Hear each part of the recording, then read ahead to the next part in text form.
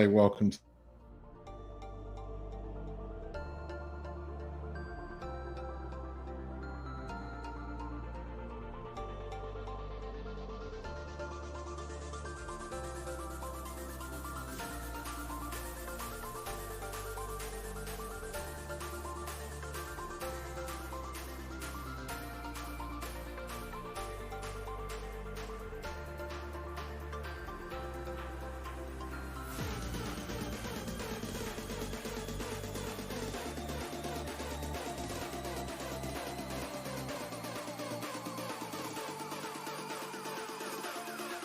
Come on, come all. It's this week's Monkey Nut Bunch podcast. Keith.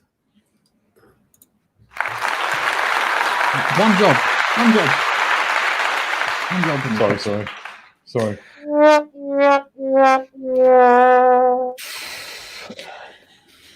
You may have noticed he's got a soundboard.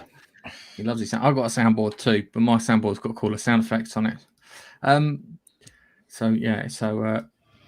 Just a quick one. Shut it, you mappet.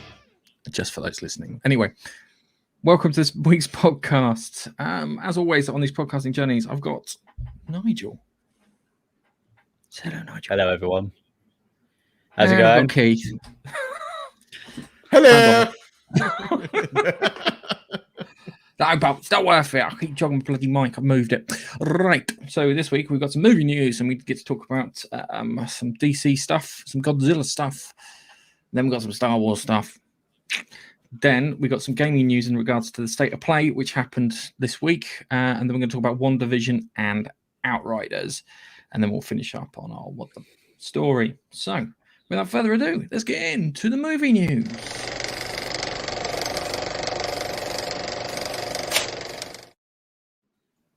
Okay, so Zack Snyder isn't getting paid for his $70 million Justice League cut because he's a real superhero. I don't believe that. What he should have said was, I've already been paid for the job, ladies and gentlemen. What's the point of paying me twice? He had to re-edit 70% of the film, and Snyder has not taken any money for it whatsoever. He said he didn't want to be beholden to anyone trying to negotiate this, that, the other. So he could get what he wanted storyline-wise. Now, we've talked loads about the Snyder Cut. It's literally around the corner. It's March. I think it was 21st of March-ish. I don't know where it's coming to us in the UK, but it's coming out on HBO Max. It's not being split up. It's going to be a 4-hour-long epic. It's going to feature Darkseid, Granny Goodness, and loads of other things that didn't happen in the Joss Whedon version of it. Now, I'm watching out of curiosity. I'm not a big Zack Snyder fan. I think he's okay. I think he's all right. I don't hate him. He's not one of these Hollywood celebrities that mouths off about social justice and all that nonsense. So he's a good boy in my book for that. But I don't know about the film. Watchmen was an interesting take. I quite like 300. If we're going to talk about his films, but no, I have not. Yes, yeah. He did 300. It's very much in his style that it's all on green screen and stuff, pretty much similar to what these films are. He was one of the early pioneers of that kind of green screen tech where almost everything was green, CGI created. Oh, hang on, Gareth, quick. Press the button. Hello, Dave. Hello, Dave. It's got to be done.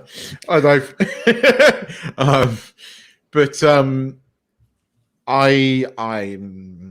I'm calling me a cynical bastard, but I suspect he's getting money from somewhere.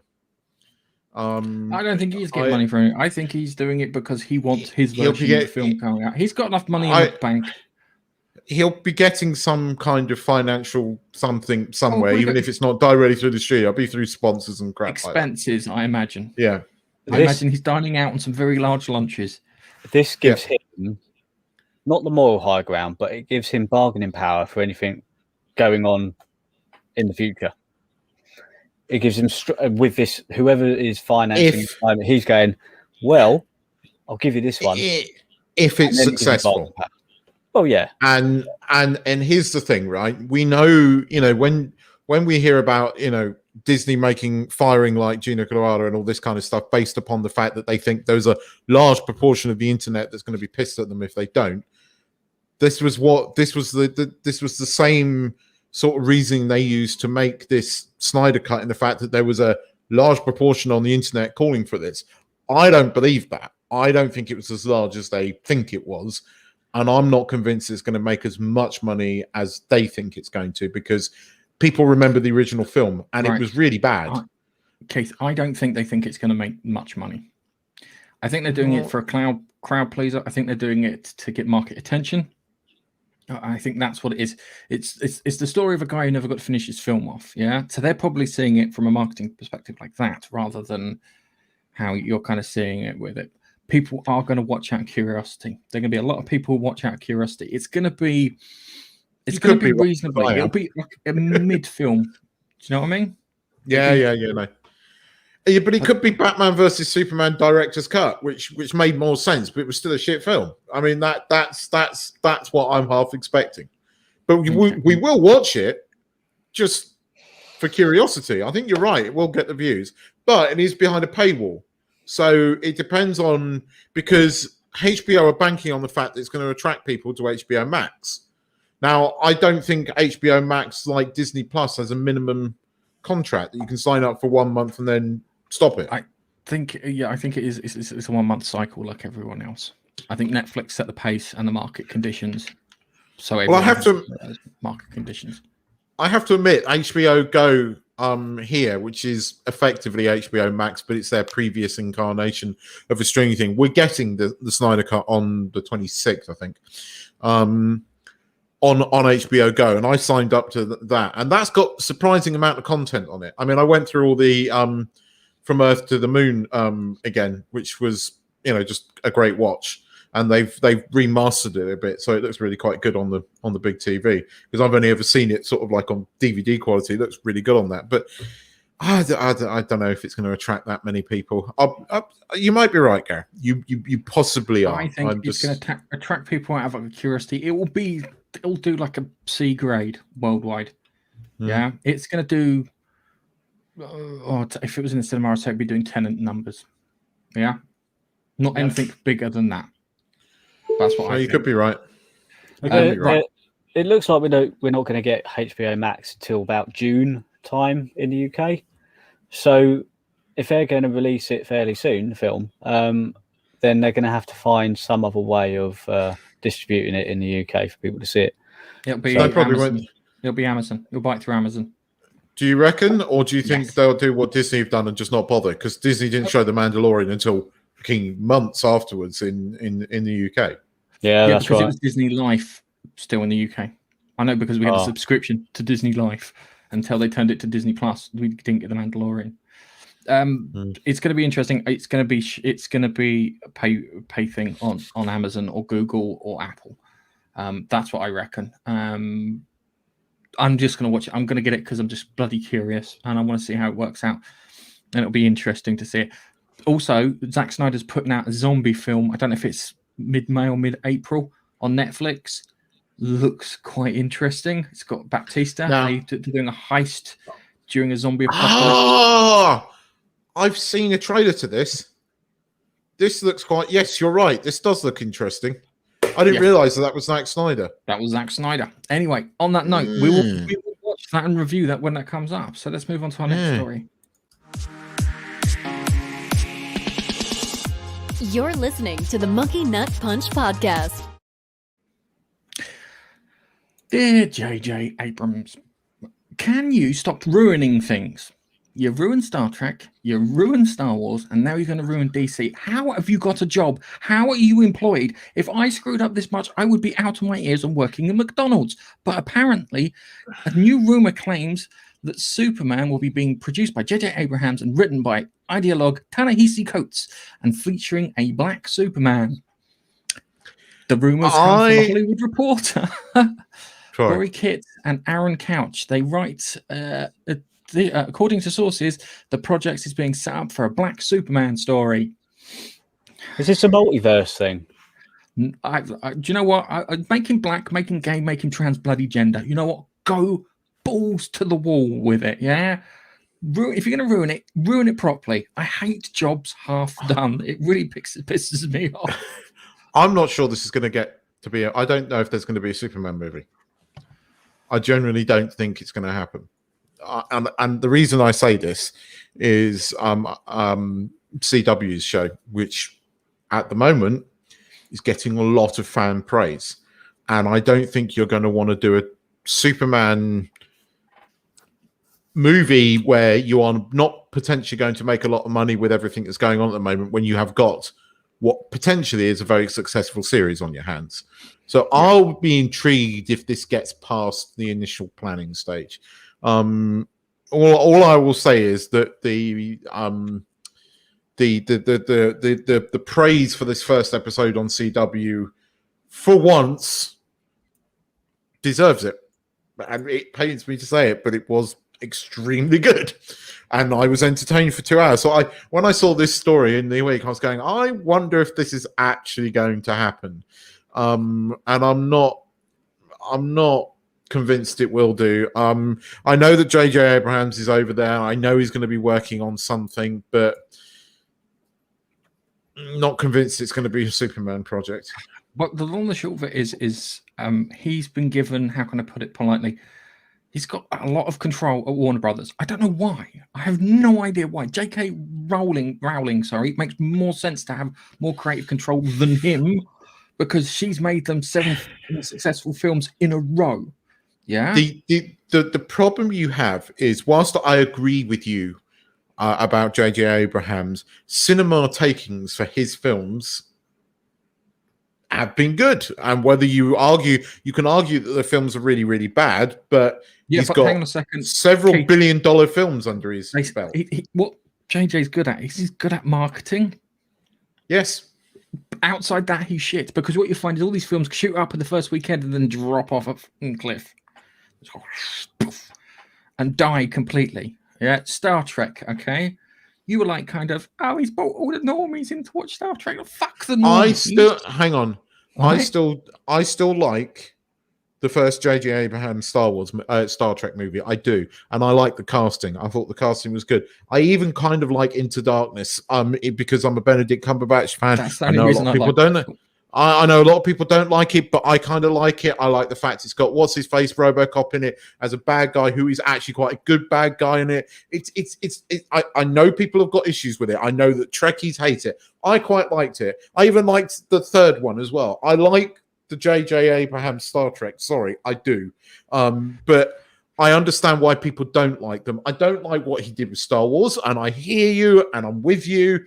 I quite like J.J. Trek. Sorry, but he's got Star Trek to a point that they can't make any more films. He's got Star Wars to a point that they can't make any more films. I would argue that Discovery did that, but no. The third film did that on its own, separate from Discovery. That third film was shite. I know you like it. I don't know why you like it. Yeah, I don't know. It's entertaining. Yeah, but you liked the second Independence Day movie for ages, and I was going, it's shit, it's terrible. And you'll go, it's brilliant. It's the same thing. Brilliant. Sometimes I think I described it as a McDonald's 59p hamburger. You know, you had a massive argument, Barney, with me when we were the artists formerly known as Gaming Face Punch, and I was going, how do you like this? How can you not say that this is the shittest thing ever made? Monkey Nut Punch when that came out. Were we? Sure, we were Monkey Nut Punch when that came out. We're going to have to check. The long and the short of it is, this is the thing that you need to remember, Keith. Yeah, whatever your opinion is, it's probably wrong. Okay? Just remember that. Whatever. Enjoying the podcast so far? Why don't you give us a like on YouTube? Thanks. Okay. Got some Godzilla news. I'm excited. Out of all the things. It's Godzilla! Yes! I got to use that one. Right. All of the films that are coming out recently, this one is right, Keith. Sometimes dumb things are fun. Yeah. And this is dumb. Like the Fast and the Furious films are dumb, but they're fun. No, I agree with you on that. And I actually quite enjoyed the last Godzilla movie. It was probably the best one out of all of them. I just enjoy it. I like the crappy Japanese ones. They're awesome. Right, so only because he's like, yeah. It's a Godzilla! Dude, I love watching the monsters fight. The rubber guys in rubber suits, fantastic. Just watching them fight, and then the shit dubbing, because it has the worst dubbing. Yeah, it has the worst dubbing, and that's where all those dubbing things usually come from. Is the dubbing from Godzilla films, and that's where you get it's Godzilla. Yeah, and I imagine that was probably dubbed over there. But a new Chinese poster promoting Godzilla versus King Kong released in the country.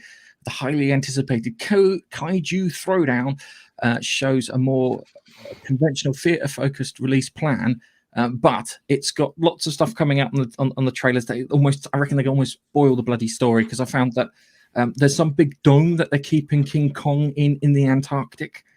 That looks fantastic, yeah. Rumors that Mecha Godzilla is powered by or controlled by King Ghidorah's head. All these really kind of cool things that are going on. But on the Chinese poster, if I can get it down, got them fighting underwater. I'm hoping there's going to be an underwater scene. Apparently, the carrier fight lasts for 18 minutes.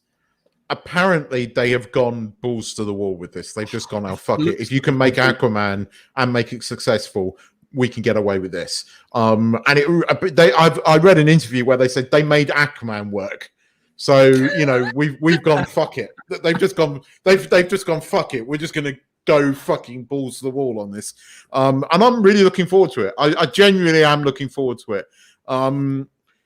I've enjoyed the last couple of movies. I quite liked Skull Island, but then I watched Skull Island recently. I actually prefer Skull Island to the Godzilla films. It was more. I think it's because they had the Samuel L. Jackson, and he had that kind of the Moby Dick character, the one who was what's his name, Ahab.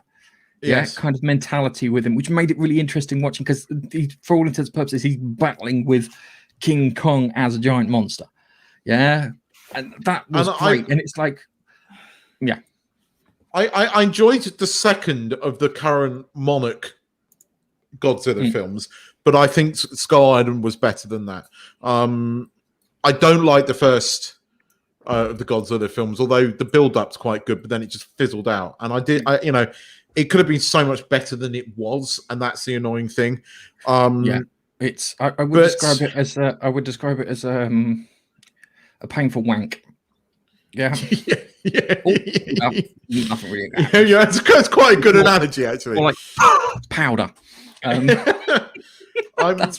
But I am looking forward to this, and the more I see of it, I'm with you on this. I'm with you on the excitement for this one, and especially when I saw that poster, and I was like, "They're fucking fighting underwater!" Oh, they just don't give a shit. They're going for it in this movie, and it's going to be cool. It's dumb, but if you go in there knowing that it's dumb, you're just going in there to be entertained for 2 hours.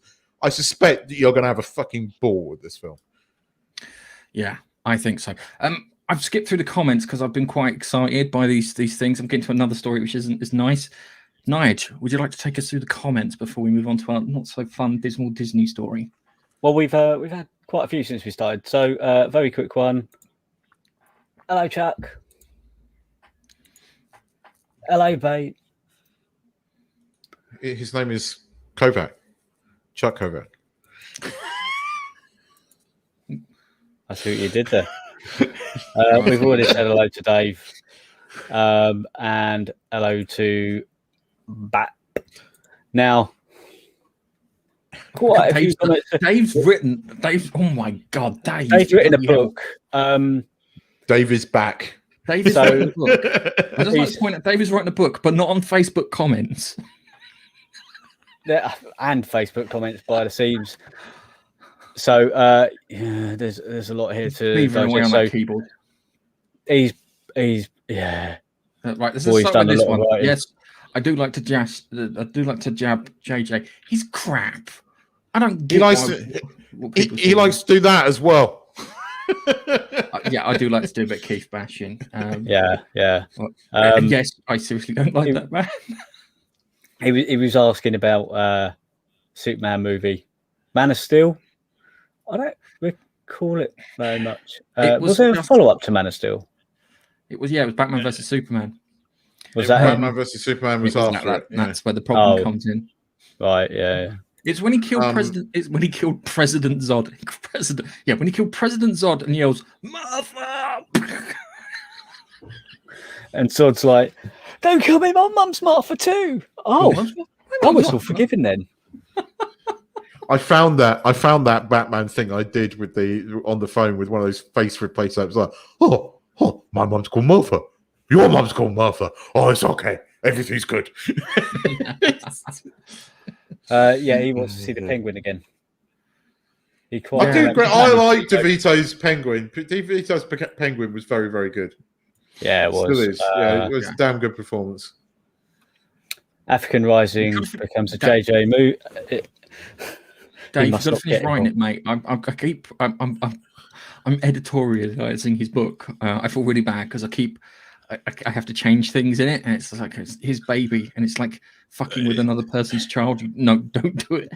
To help you understand J.J. Abrams, he is married to one of the leaders of the Me Too campaign, and one of the ones that took it too far and turned it into oust the head of Warner Brothers so he can get his job.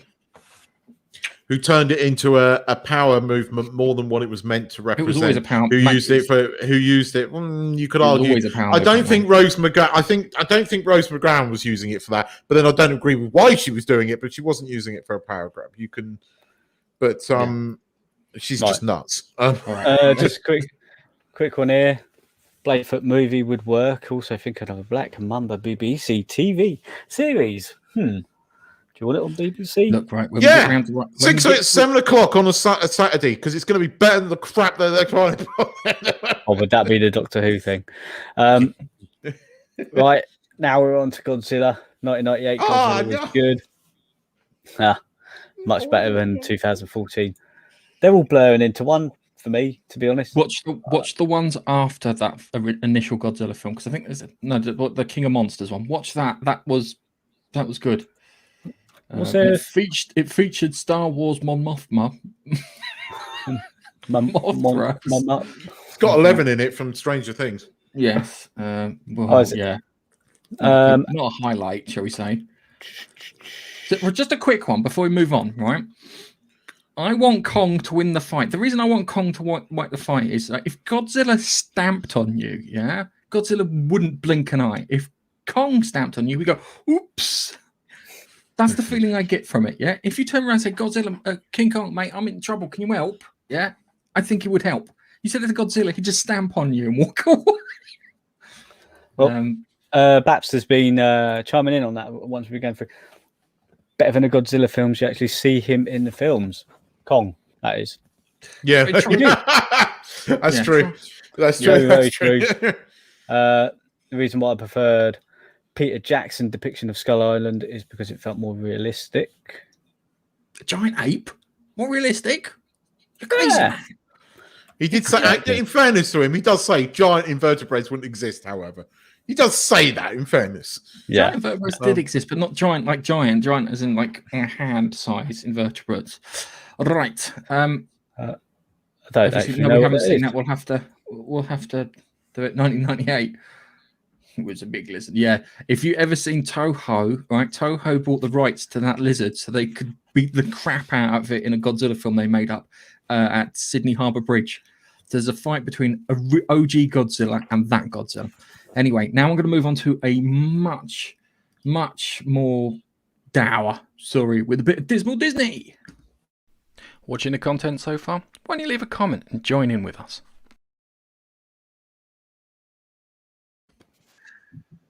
Disney.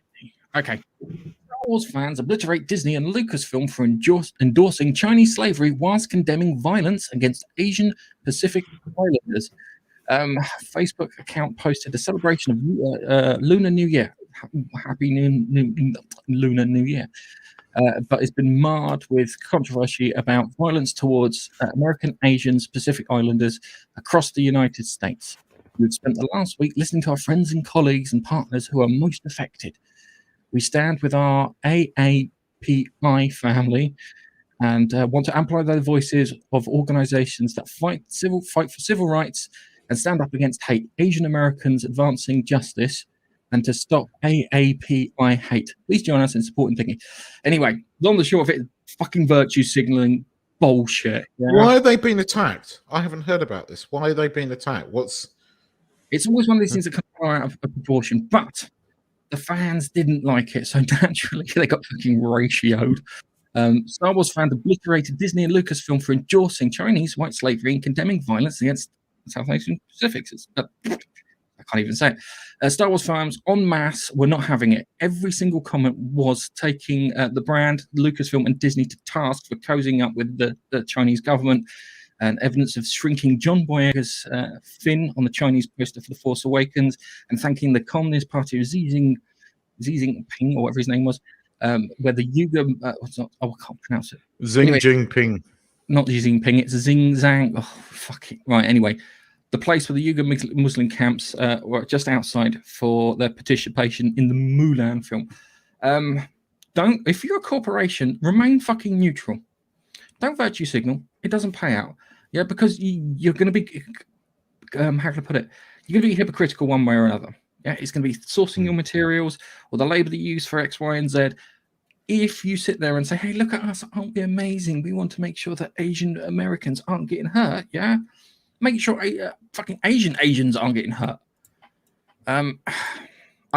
China's fine. The Chinese government can go fuck themselves. All right, that's my opinion. I think you're right. I think just stay neutral, because you just that's the key. Stay neutral when you do entertainment things. Make it neutral, because that's why you get all successful. Doctor Who, when it used to be neutral, not about politics, more popular. Star Wars, when it used to be about Star Wars, more popular. Yeah, there's a theme going on here. I can see a theme going on here. Yeah, and it's I do find it really irritating, because it is gross hypocrisy to do this.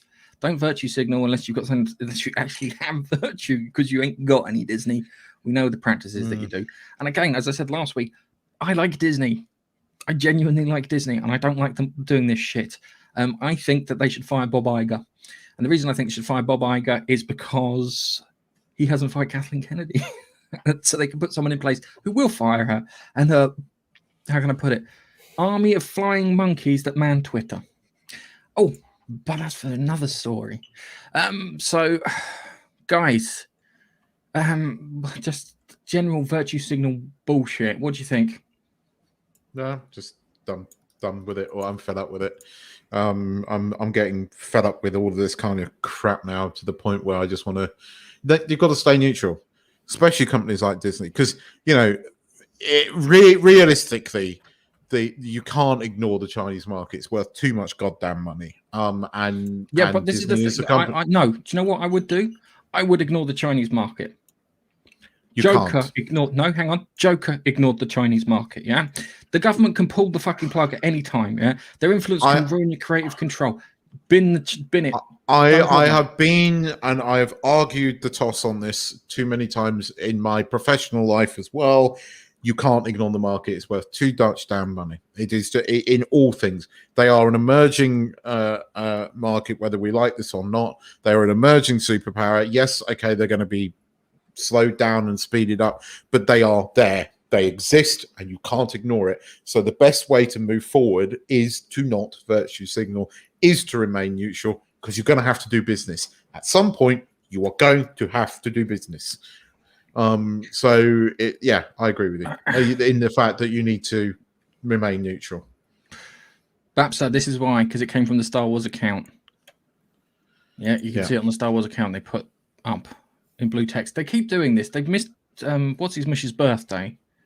James L. Jones's birthday, who's pretty bloody significant in the Star Wars world.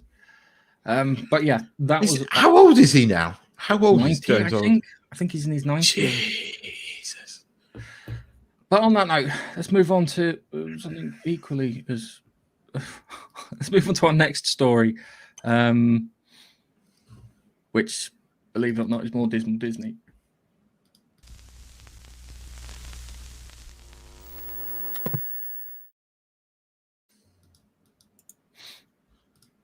Right. Okay. Star Wars YouTube channel is getting pushback from fed up fans. So the Star Wars YouTube channel, is being, I think the polite way of saying it's been brigaded. I can't say the word brigaded by unhappy fans. Usually those are unhappy at the firing of Gina Carano. And what they've done is they've gone into all the videos and they've ratioed the hell out of them. I think we've got some examples here on the page. So, so we've got right, here we go. So literally Star Wars monsters. It's simple videos that just look. They're just en masse downvoting. But are they gonna? Don't they just switch off the comments and they'll switch off they'll switch off the comments at one point. Yeah. Well, you know, it's lots of lovely comments here. People are pissed and they don't want anyone to forget it anytime soon. The long and short of it is Twitter needs to go.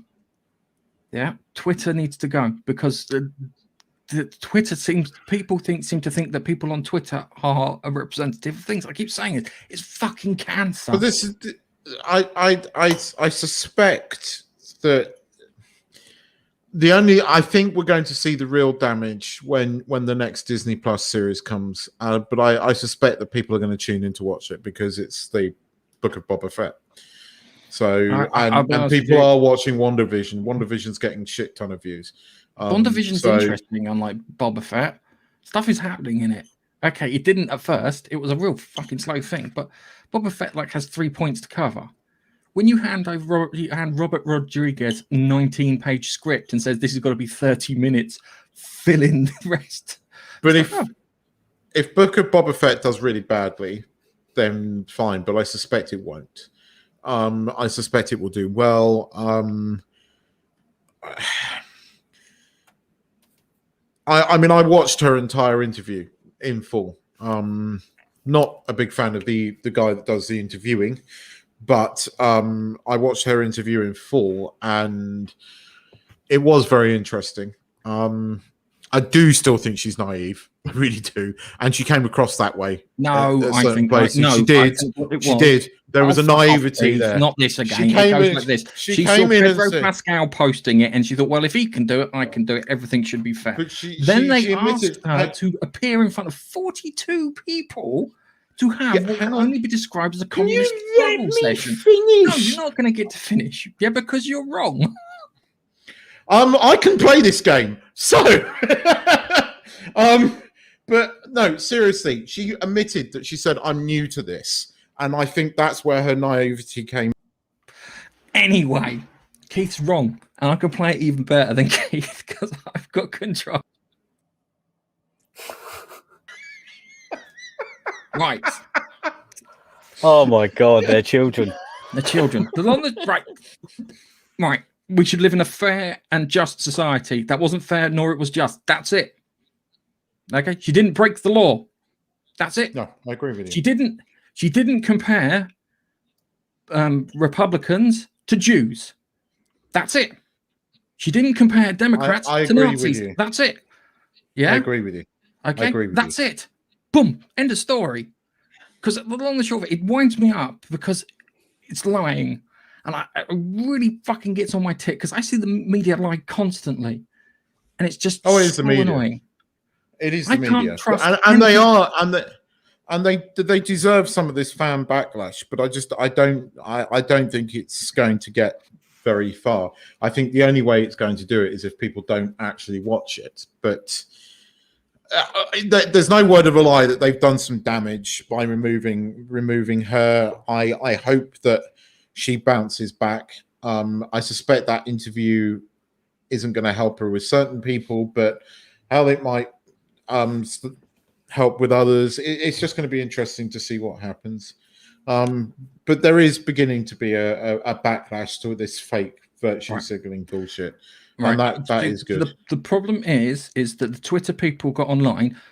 I don't know how true this is, all right? I can't fucking trust anything anymore unless I see raw footage of it myself.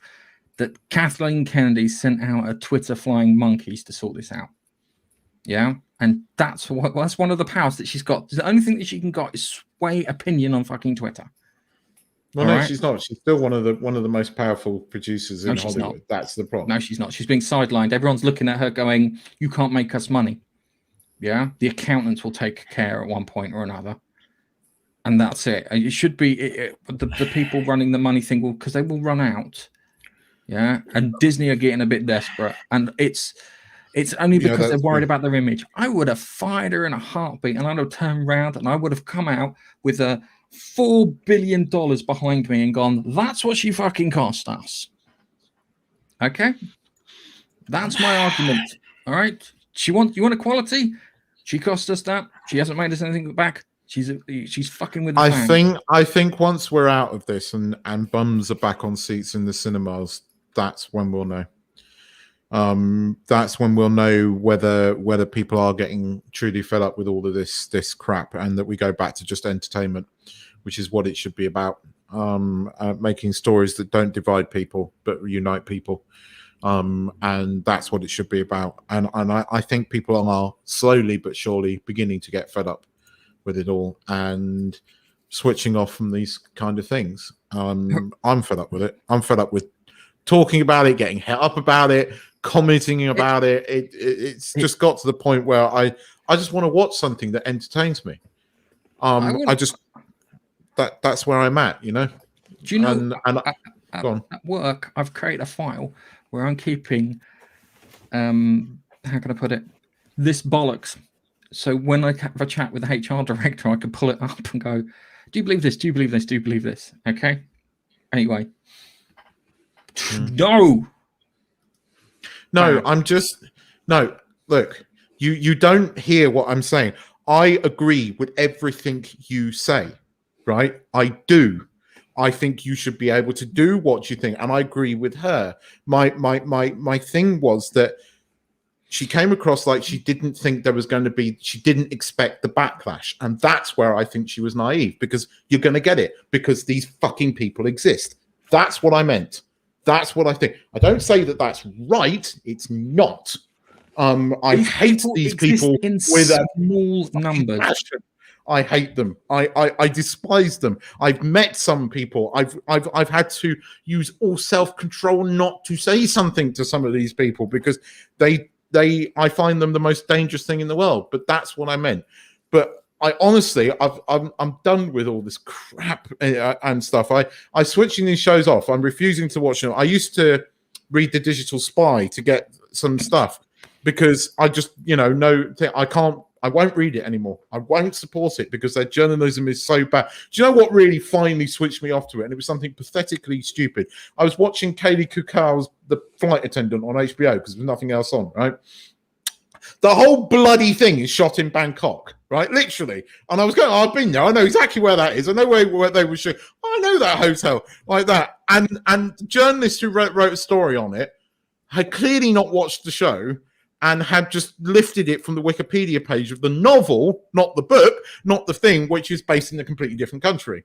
And it's that got to me. It's like, God, they don't even do research anymore. Yet they're commenting on all they care about is the politics of it.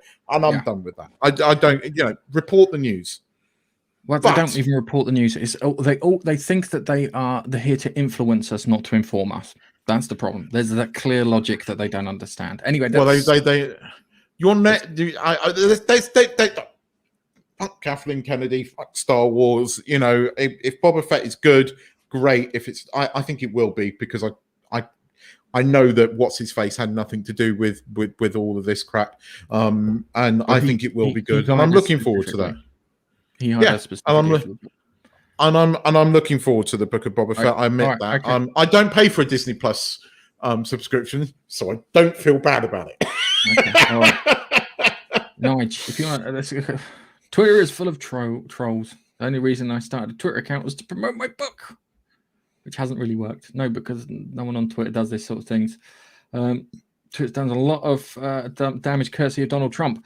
I'll be honest with you, Twitter was diving into irrelevancy in 2016 until he came along, and then everyone just jumped onto his account, and then they've killed themselves by killing his accounts because so many news articles and TV shows and everything were done around what he tweeted. I'll be honest with you, I would rather have Donald Trump tweet bad things than Biden bomb fucking Syria. Simple. Okay, we're having marital. No, we're not. We're having martial art. We're having a martial art. Now, children. Pistols at 12 paces. There won't be tears before bedtime. I'll tell you that for a second. Boba Fett is one of the most popular Star Wars characters. They balls it up. The real fans will destroy Disney. They don't care, Babster. They'll make him transgender. Oh, they do. They don't care. They don't. They They do. really don't care. Oh, They do really you know, it's can't. really funny. Right, this just reminded me of something because you just said something that was really funny. We were talking, me and my wife were talking about something, and she's going, "What? How do they talk about this ABC?" I think, yeah, talk about this gay person, but they don't say ABC. What do they say? Say LBGTQ, ABC. Alphabet people. God. Yeah, my wife trying to work out what the hell LBGTQ. So I really hate the fact that I know that, Right, and I know what it means. We've got a lot to get through it all. Hang on a second. I want to talk about the next story. I generally do because the next story I feel I have something on it. No, he's not. Never. He's never right. Okay. Just between you, me, and you. All right. It's gone again. And then, Well, I'm trying. I'm sorry. I won't touch. I won't touch. it'll fall on off. this one. On this one, yeah, great. Cheers, mate. Right. I barely I talk can't during re- these do you know what bits. I can't don't remember get a what word it in. was. All right. Talking to Twitter. Brave enough to follow us on social media? Why don't you follow us on Twitter at Monkey Nut Punch? Thanks. Yeah, it doesn't work promoting our show either. Lewis. I'll say Lewis and Clark then. Superman and Lois premiere with a strong viewership and audience scores, which is fantastic. The CW's latest entry into the Arrowverse, Superman and Lois, premiered with a strong viewership number as well as audience scores. According to TV Line, Superman and Lois' 2-hour premiere, viewed by 1.6 million people, had a rating of 0.3 in the 18 to 49 demographic. The TV series actually claims to be viewed by 1.7 million people, and it seems to be absent of all the horrible bloody identity politics that we've got. Now, one of us has watched the show. Isn't that right, Nigel? Got to be kidding me. Actually, Nigel, you might actually enjoy this. It's I actually was surprisingly enjoyed it. And where would you see? Perfectly. Let's just say I've seen it. I generally actually it shows on the Warner Brothers channel here the next day. Had I known that, so it's airing here. We get the Flash next week as well because the Flash is kicking up again. But I generally enjoyed it. It did not feel like any CW show I come across. The opening scene was brilliantly done. It explains his backstory very, very quickly. They have this wonderful scene where he lands in this suit that is very much made by his mum, and they have they go, "We love the suit," and he goes, "Cheers, my mum made it." And there's little sort of scenes like that. He is the guy that plays him now. I've liked him even when he was in the CW stuff, but I kind of been switching off the CW, but he in his own series he is likable. He gets the same screen time as Lois. They play off each other. She's not better than him, he's not better than her. There's none of this whammon is so great, right? Like, yeah, but you know what but you know it's the CW. You know they're gonna have freaking Lois telling him what to do and bossing him around. There's none of that. There is the chemistry between them works, and it's genuinely a marriage, and they're dealing with the kids. Okay, one of the kids has to have behavioral issues because it's 2021. But it's the way the parents dealt with it in the first episode felt real. For a comic book series, it felt real and it was entertaining. There was no freaking smack you over the head with the usual CW bullshit politics. It was good. It was fun. It was enjoyable. It was entertaining. And I haven't had that from the CW show in ages, and I really like this, and I want to see where it's going. There was a little sort of scene at the end with another. Well, we don't know it's Lex Luthor. They called him Captain Luthor. I don't know who that is. But again, interesting. Yeah, I think this could be quite good. It's certainly some of the best Superman material I think I've ever seen. No offense, sorry, Dave. Way better than Man of Steel. This felt like Superman. This was a good take on Superman. It humanized him, but it did it in a way that didn't belittle him. Didn't have didn't do what they've been doing, all these tropes recently where they've had the whamming telling you what to do. There was none of that. They were equal in this relationship, and that's what I like. It just felt real. It felt like a real relationship, and it worked for me. And I like the woman that's playing Lois in this. And it didn't follow anything of what CW's done in the past. So I genuinely really enjoyed it. and it's the first time I've been able to say that for a very long time, that other than Expanse, I genuinely enjoyed this. It was good. It was excellent. It was good TV. We'll move on. It's deserved of the praise. We'll move on to the gaming section.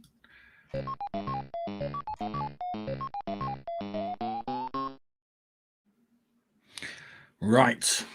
State of Play was on this week. So big big PlayStation update for stuff coming through. So it happened on February. We got quite a few bits come through. We had a new Crash Bandicoot. My wife likes a bit of Crash. That sounds a bit dodgy. She likes a bit of Crash. She's like, we crashed the car. That's the kind of thing she likes. But it's come through with a load of new stuff on it. It looks quite good. I've played it on the PlayStation one that's in the collection, or whatever it's called. They've improved the graphics. They've hit native 4K, approximately 60 frames a second. There's some bits where it dips. Enhanced 3D audio. So if you've got a headset that works, you should be able to hear all that stuff. The adaptive triggers are in there. You could track activities with activity cards, and there's an upgrade as a crossover. Fantastic. I think it's going to be good. Don't know if I'll play it though. It does look cool. I'm hoping that we get it on the PlayStation Collection or PlayStation Plus maybe next year before it comes out. So Nigel, because you can go there now. Right. So what do you think about Crash Bandicoot? Did you see the trailer and bits for it? I didn't. I've never liked the games. So how do you not like Crash Bandicoot? I love Crash Bandicoot. I thought you'd like Crash Bandicoot. No, yeah, it's awesome. Rubbish. I saw the trailer to this and I thought it looked really good. Yes, platformers are cool. It's a platformer. You've seen me play platformers. I hate them. I'm rubbish at them. I don't like platformers. Okay. Very vaguely like Mario. All right, that's okay. I can't. So Crash Bandicoot holds no.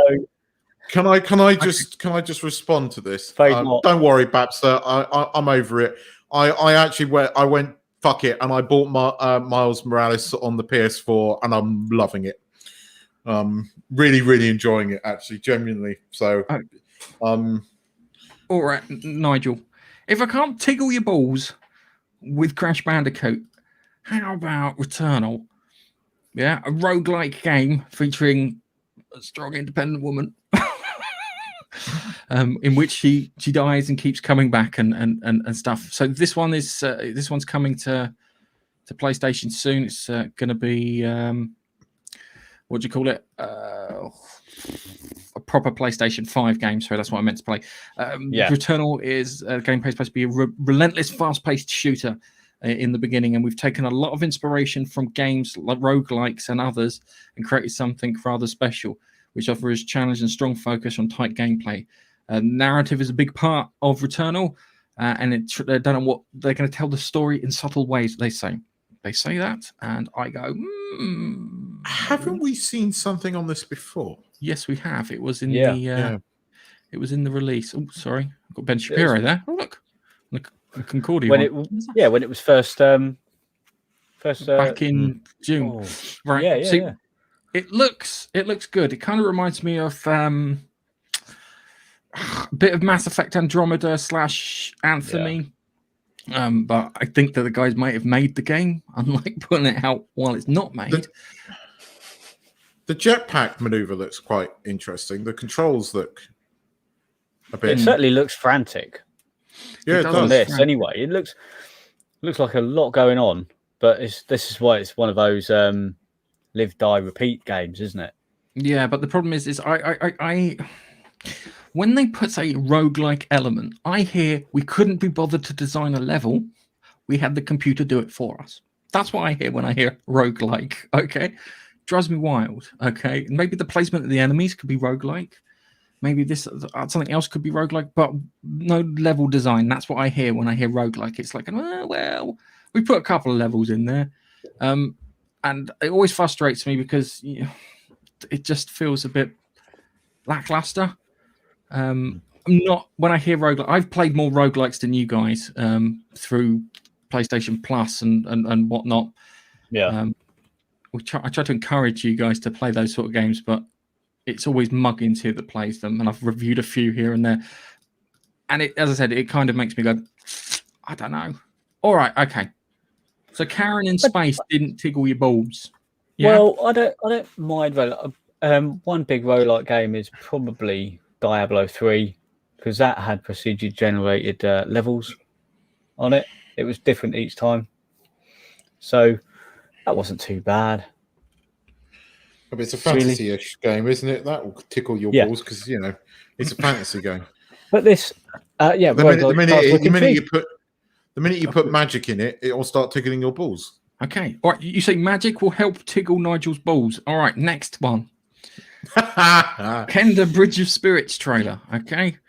Bit kiddie. All right. Maybe using the term tickle your balls around this may not be appropriate, but we've got this one. It looks, the graphics on it look very good and stylized. They look very Pixar-esque. Yeah. I agree with that. It feels like they're trying to go down a bit of a Disney route with it. But when I look at the game, it makes me feel something. It makes me feel like it's The Last Guardian. But if Pixar did The Last Guardian, I think it's probably the best way of describing it. The art style, I think the art style looks cool. I think they've gone out of their way to make something look good. I imagine it'll probably, if they do it right, it should have you in tears at the end, like with a bloody Pixar film. Graphically, it looks beautiful. Oh, it looks beautiful. It's stylized, isn't it? It's beautifully stylized. I don't mind that style, and I like this sort of game. Does look a little bit kiddie, but yeah, even that doesn't look too bad with the old man there. So I thought it could be Deckard Cain for a minute, but Deckard Cain from Diablo. It is very. That is gorgeous. It is very Pixar-esque, but it intrigues me. But I like stylized games that look like that. So I'm sure in this trailer they show a little bit of combat as well, which doesn't look too bad. It looks fairly fluid. There you go. Look, combat does look fluid, and not too bad. It looks almost like it's going to Zelda territory. That's what it reminds me of. Sorry. Yeah, that's what it reminds me of. Beyond Good and Evil on the PlayStation 2. Of the graphic, the background, it does look very Horizon Zero Dawn. Yeah, it does. But Horizon went from more like photorealism. This has gone from, like I said, the Pixar thing. So I get, I get where you're coming from with that. It reminds me of Zelda. Bit. What with Majora's Mask? As she puts the mask on. No, but it looks a bit like sort of that kind of Zelda-esque thing on the Switch. And I love that Genshin Impact. Oh yes. Think of a new one that's come out. Graphics are similar to that. All right, okay. But it could do well. I did. So you could admit that I did kind of tickle your balls with that one. Excellent. Bit better than the first game. All right, next one. This is the tickle your balls section with Nige. Okay, so the next one we've got is Deathloop Deja Vu. This is what do you call it? Live, die, repeat sort of thing. So they've got Returnal sort of thing. Kind of like Returnal, but it's integral. Bloody hell! One. Oh, quick, hide your thing. I'm just making something up. There you go. Right, I'll just make something up, so that's fine. So this is Deathloop, yeah. So it's what do you call it? They've got an island and they're stuck in like a time loop where people keep dying and coming back in order to do it. I think there's going to be a big twist at the end that they're going to be in the far future. Yeah. and they've been doing this since 1970, and it's like 400 years or so in the future. I think that's going to be the twist when you get towards the end of the game. I'm hoping that it's going to have a twist because it could be exciting. This death loop here, it comes across and reminds me of like the old blaxploitation films, like Jackie Brown and some other ones which I can't actually say because of the names on them. And I know my younger brother Alex would sit there and he would call that out, but it's got that kind of feel, and there's got some James Bond-esque elements in there where it's got the tune, which I can't play for copyright reasons. The bad guy can change her appearance, so she can pretend to be other people. It looks interesting. I'm hoping it's the gameplay reflects something a bit more interesting that's going on. Like there's some twist. There's a character changing her appearance and whatnot. And then the guy dies and then repeats all over again. And then I think what it is he can break parts of the loop, and he needs to keep breaking parts of the loop until he breaks all the parts of the loop and gets out, which I think I like the idea of.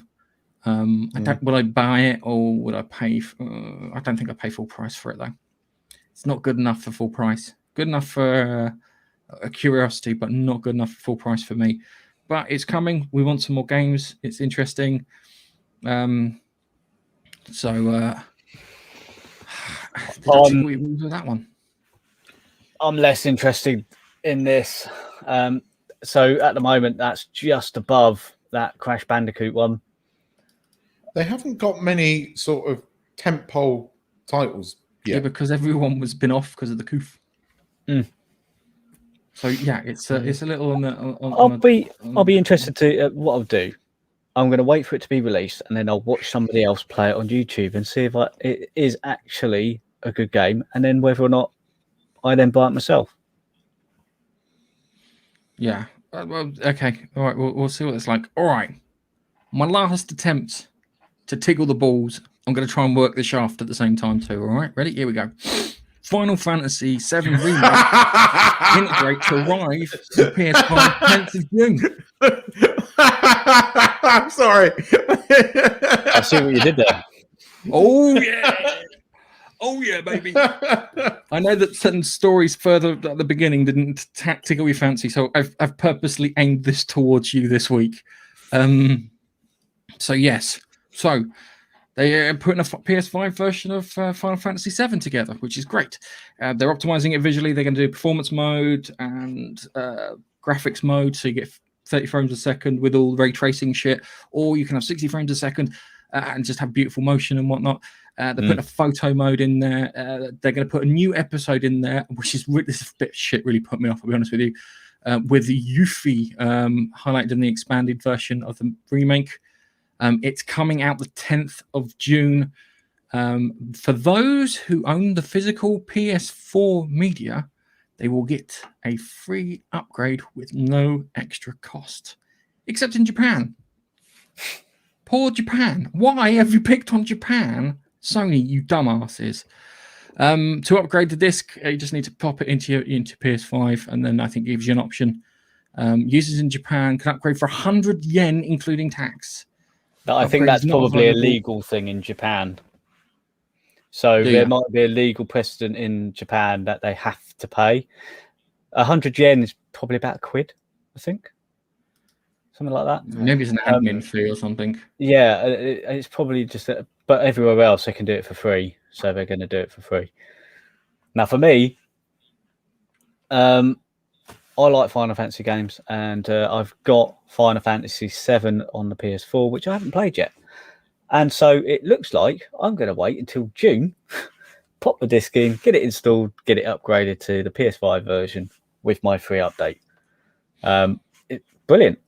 So, Nige, have I successfully tickled your balls? I suppose you have, Gareth. Well done. Yeah. That's it. It's confirmed I tickled Nige's balls live on air.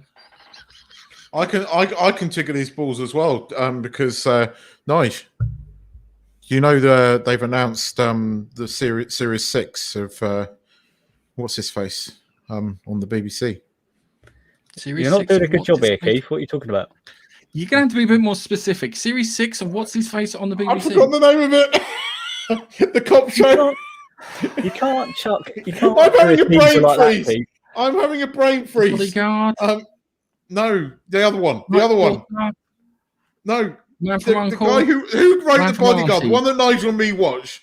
Sorry. Do you mean AC-12, Keith? Yes. What was the name of that series? Line of Duty. Line of Duty. Thank you. Season 6, 26th of March. Yes, that's Okay. right. It's coming out very soon. All Looking right. forward to it. Nige, Sorry, would you brain kindly take freeze. us to your comments before we move on to our next section, please? Right, yeah.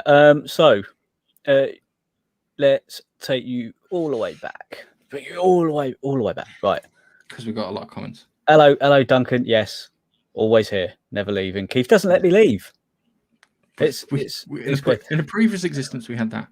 Yes, I feel It's I do nice. need some purple lights as well. A lava lamp, possibly. I haven't got anything to put it on. I've just made a terrible joke, which I'm not going to make. Yeah, he's giving me some tips here, Baxter. Yes, very good, very good. I'll get right on that. I'll get right on it. At least it's not a closet. Yeah, true. Well, it is sort of a No, closet. it is a closet. Yeah. I've got loads of them. Loads. No, you don't want to see me in glasses. I look like an absolute git. Yeah, we tried that a while back. Me and Gavin tried his glasses, and it's like, no, he looks like a civil servant who fuck up your tax return. And then charge you for it. Yes. Okay. Yes. Yeah, I think so. Yeah. Oh no, you've gone that one. Okay, right. Yeah, still talking. There's That's loads right, of no, mentions about the light in here. They're all jokes about the PS5 that Keith won't get. Okay. Yeah. I love that joke. That was a brilliant joke. Needs original games. Yes. Okay. It seems they're going to bring some out soon. So that's Wait. whether or not they're any good remains to be seen. That's my initial thought about Deathloop. At the moment, I don't like the style, the graphic style. I'm not so keen until I actually see some gameplay of it, because it's all stylized CGI stuff at the moment. And yeah, he wants the Quake IP back from Bethesda. Baxter does. I'd rather have something new. I think they could do, but I think Machine Games could do something better if they did something new. But you're right. If anyone's going to take it back, it's either going to be them or the id guys who did Doom. And only two people who can make it work. I'm working on it. I'm trying to find one. Trying to find an Amiga. Towards the end of the thing, I'm going to show you something. Because no, actually, I'm not going to show you it because I put it away in a box. Babster sent me his broken joystick, which I'm going to get fixed. And I showed Keith it earlier. It's awesome. It's so awesome. I don't want to touch it because I'll probably break it. So I'm going to send it off to a professional to get it fixed. Okay. Yes, Duncan. That one actually does look like a good game that's going to come out. I think he's talking about you in the cupboard. Oh. Okay. I'm not a wizard. Go and say it, Keith. You look more like Hagrid than I do. You're a wizard, Harry. Hi, this is Nigel, and I'm talking in my lovely narrator's voice. Bask in its loveliness. But don't bask for too long. We need your help. Come to YouTube and watch our videos for the love of God. Well, send Keith round to your next barbecue and he'll eat all your food. Toasty! You have been warned. Keith, man, I didn't realise you were going to say something when I pressed the button. It's okay.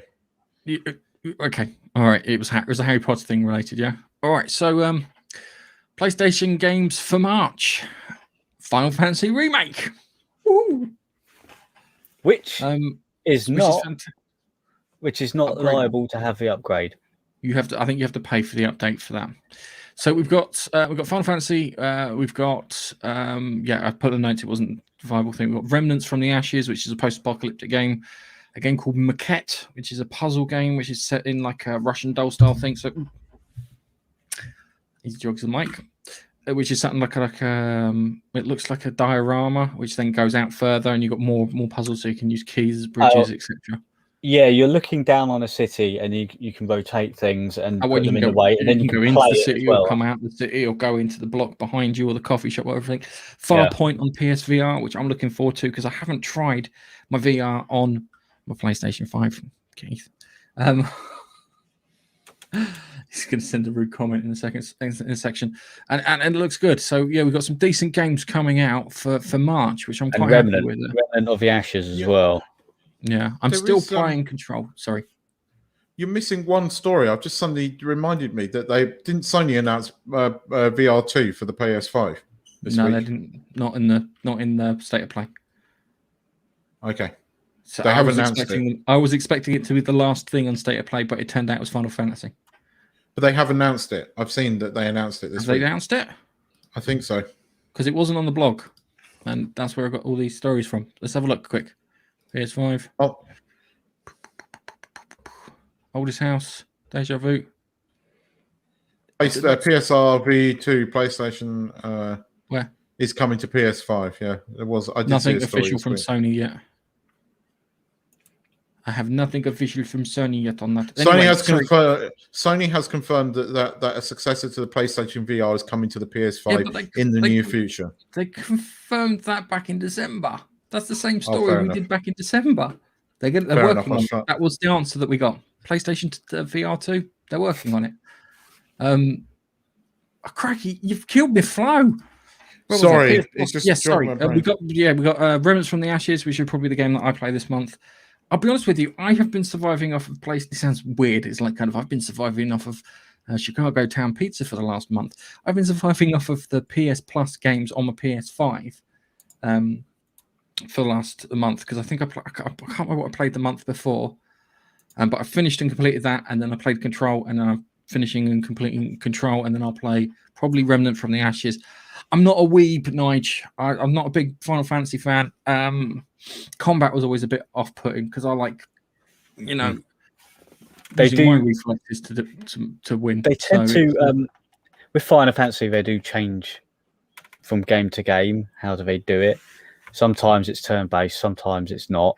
So they've sort of merged with Final Fantasy VII. They sort of merged that a little bit. They blurred the lines. So, yeah, I know what you mean. Sometimes it's so much better, like God of War. That's satisfying combat. But then I don't mind the turn-based ones as well, like Final Fantasy.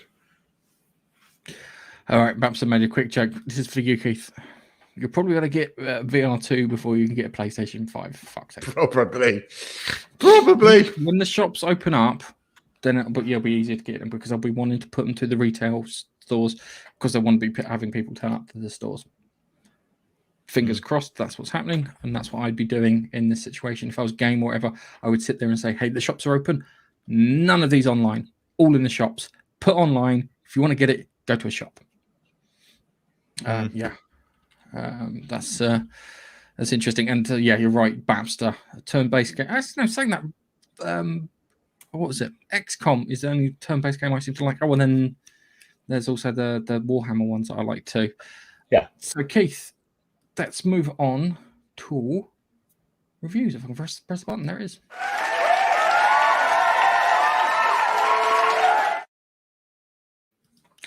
Right. Wandavision.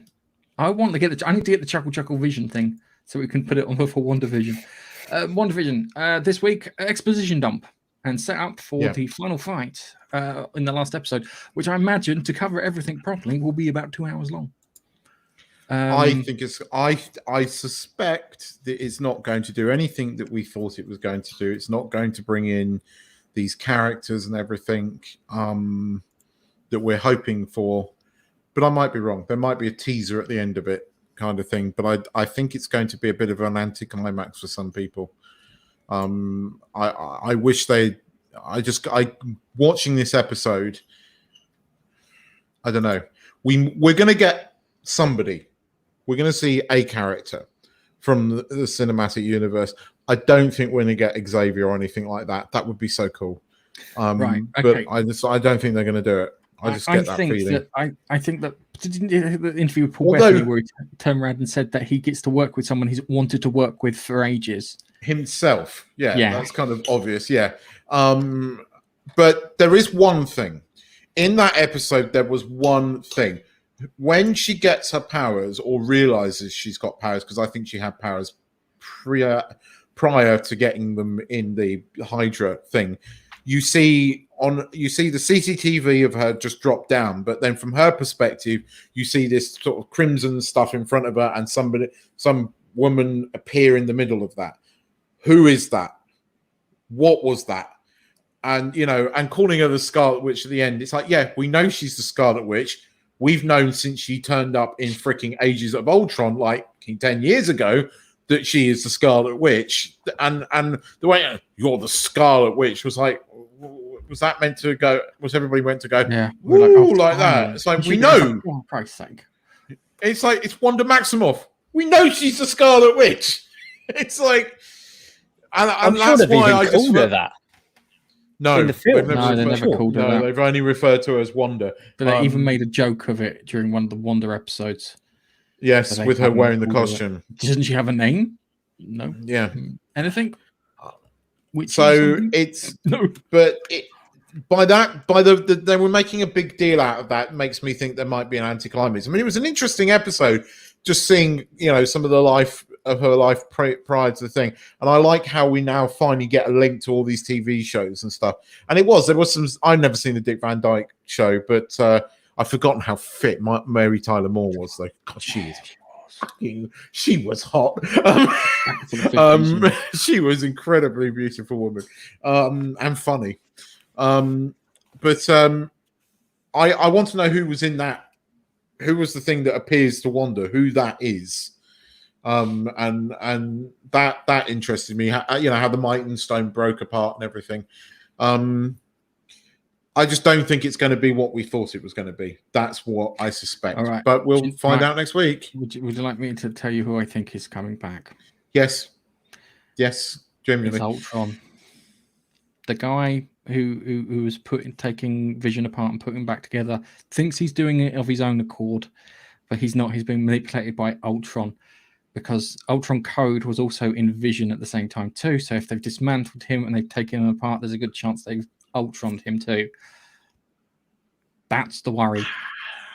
Yeah, so he thinks he's acting alone. He thinks it's all his idea, but Ultron keeps fucking with his memory, and that's why they've built the body, because it kind of reminded me of the Hank Pym thing, the Hank Pym storyline. Do you remember that one with Ultron? Well, he's literally a dustbin, Ultron, in that one.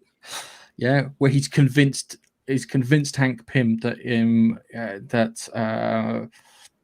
he's not building him and not fixing him, and I think that might be the case. If it's and Ultron, the reason I say that is that every time we finish watching the episode, it goes Age of Ultron, and I looked at the body, and it's like it's a white one. So it could. I'm hoping it's not the Adaptoid, because I don't really want that at the moment. But I think it might be Ultron. But here comes the twist: the Vision is bodiless for all intents and purposes. Yeah. So you can now jump into that body, and Vision can come back, which will be interesting. They're blatantly bringing Vision back. I'm hoping, because it's Vision is a synthezoid and he's mostly made of metal. That Magneto is going to come back, and he's going to hold him in place. It'll be Michael Fassbender doing this. I need a poo. Because. I mean, the other thing in this episode was that they said that it was fake Pietro. Yes, but they cast him for a reason. Yeah, they did. And I think that was a bit of subterfuge in this episode. They cast him for a reason. He played Quicksilver in the movies. It wasn't just a nod, wink, wink thing there. It wasn't. There was and it wasn't just so they could make the Kick-Ass joke either, because both of them were in the Kick-Ass movie. Yeah. Although that was a funny joke. If it's Ultron and James Spader's voice suddenly comes over, that would be quite a cool moment.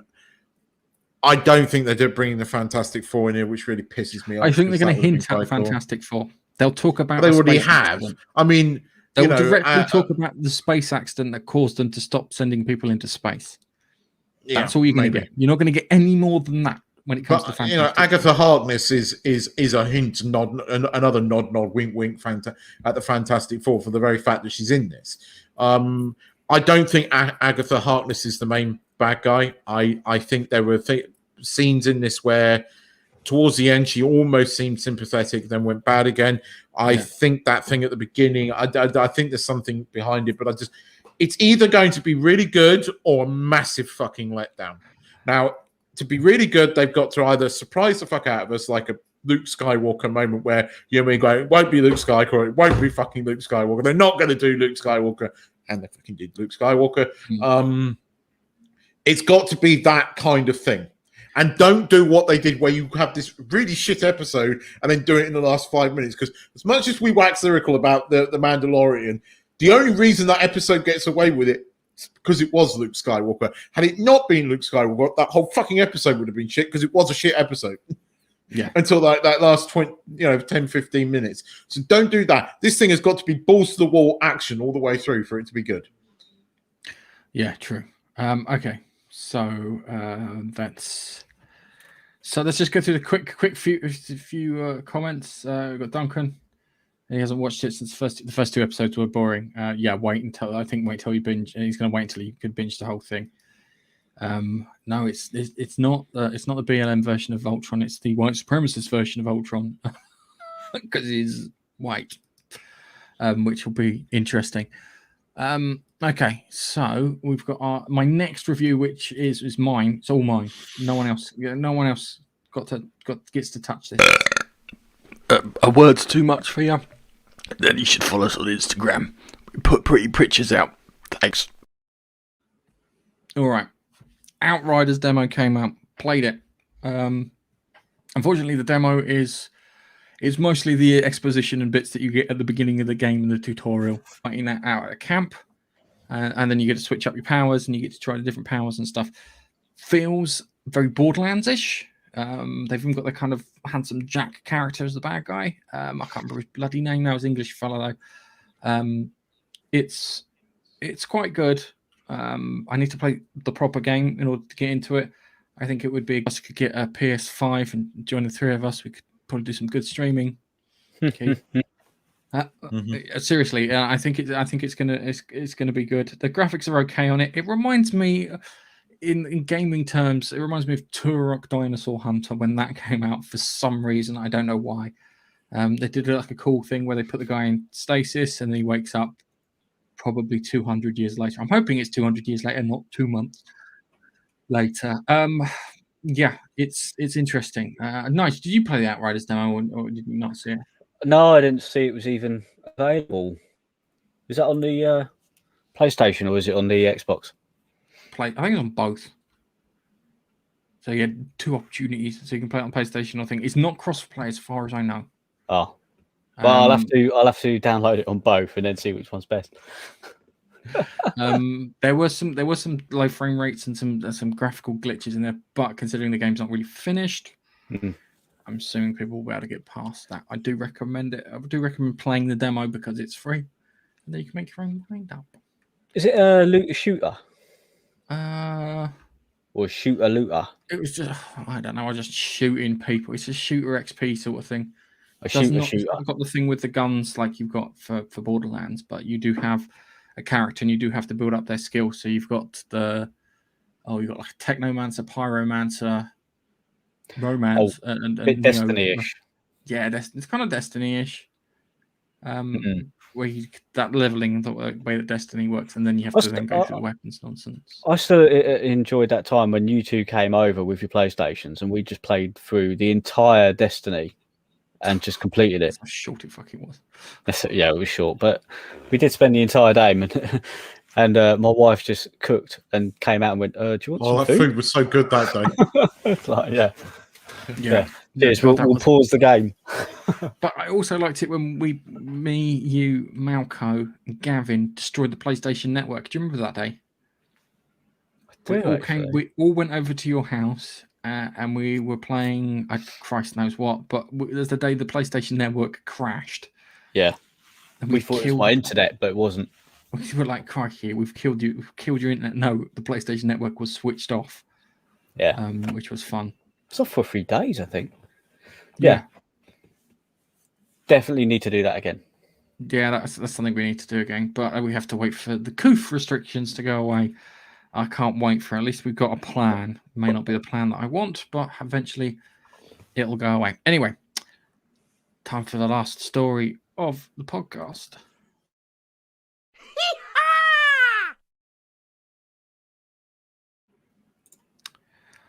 Right, this one made me giggle when I read it. Wife thought she caught her husband cheating and then walks in to find the greatest plot twist ever. A woman named Maggie Clayton gone viral on social media after sharing a moment she thought she was going to walk in on a husband with another woman. Let's play. If it plays, sometimes I hate these websites. Here we go. So, what the okay, I just got home and I hear music blasting. Is that a fucking girl in there? Tell me that's not my husband and another girl in there. Whoa! Oh, you gotta be kidding me. Whoa! I thought you were a woman in here.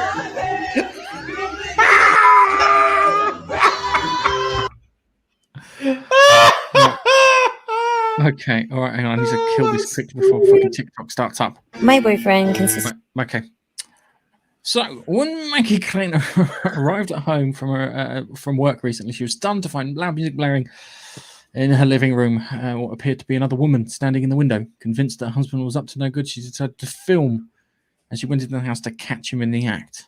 But when she walked through the front door, expecting to see her with another woman, she got a very big surprise. The girl she spotted was actually her husband, wearing a wig and in her skinny jeans, pretending to be a rock star. Look, Activision, you missed out on the prime thing to sell everyone Rock Band while we were in Cove. Well, that's an advert right there for Rock Band, isn't it? That there is your advert. Just pay them a few $1,000s and say, can we use that? There's your advert. There's your advert.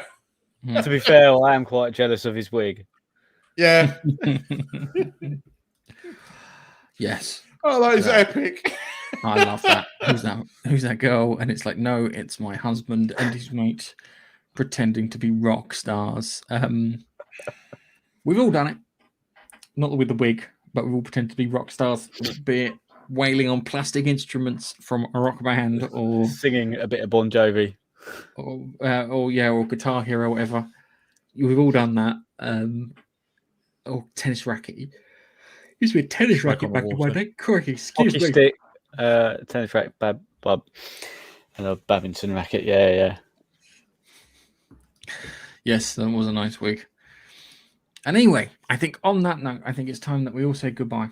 So it's goodbye from me. It's goodbye from me. And we will see goodbye you. From them. And we'll see you in the next podcast. Bye-bye.